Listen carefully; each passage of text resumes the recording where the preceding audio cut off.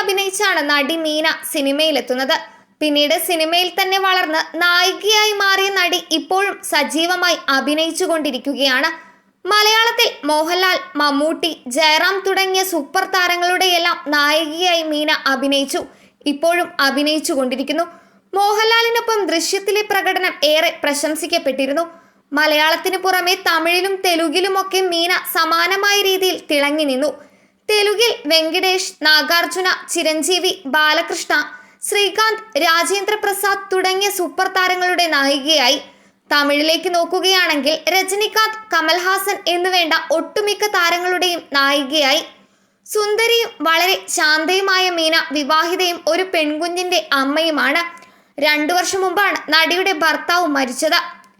Software എഞ്ചിനീയറായ Vidyasagar ആയിരുന്നു നടിയുടെ ഭർത്താവ്. 2009 ഇരുവരും വിവാഹിതരായത്. എന്നാൽ ചില ആരോഗ്യ പ്രശ്നങ്ങൾ ഉണ്ടായിരുന്ന വിദ്യാസാഗർ 2022 ജൂണിൽ മരണപ്പെട്ടു. ഈ ബന്ധത്തിൽ നൈനിക എന്നൊരു മകളും താരത്തിനുണ്ട്. ഇത്രയധികം ഭാഷകളിൽ നായികയായി തിളങ്ങി നിന്നിട്ടും അധികം ഗോസിപ്പ് കോളങ്ങളിലൊന്നും മീന നിറഞ്ഞിട്ടില്ല. ഒന്നിലധികം തവണ ഒരേ നടന്റെ കൂടെ അഭിനയിച്ച പല നടിമാരും ആ താരങ്ങളുമായി പ്രണയത്തിലാണെന്ന് കഥകൾ വരാറുണ്ട്. എന്നാൽ മീന അതിൽ നിന്നൊക്കെ വേറിട്ട് നിന്നു. ഇത്രയധികം സൂപ്പർ താരങ്ങൾ ഉണ്ടായിട്ടും എന്തുകൊണ്ടാണ് സിനിമയിൽ നിന്ന് വിവാഹം കഴിക്കാത്തത് എന്ന ചോദ്യത്തിന് മറുപടി പറയുകയാണ് താരം ഇപ്പോൾ. അടുത്തിടെ തെലുങ്കിലെ ഒരു ചാറ്റ് ഷോയിൽ സംസാരിക്കുമ്പോഴാണ് താരം ഇക്കാര്യം പറഞ്ഞത്. സിനിമാ താരങ്ങൾ ഒരുമിച്ച് അഭിനയിക്കുമ്പോൾ പ്രണയത്തിലാകുന്നത് സർവ്വസാധാരണമാണ്. എന്നിട്ടും സിനിമയിൽ നിന്ന് ഒരു നായകനെ കണ്ടെത്താൻ കഴിയാത്തത് എന്താണെന്നാണ് നടിയോട് അവതാരകൻ ചോദിച്ചത്.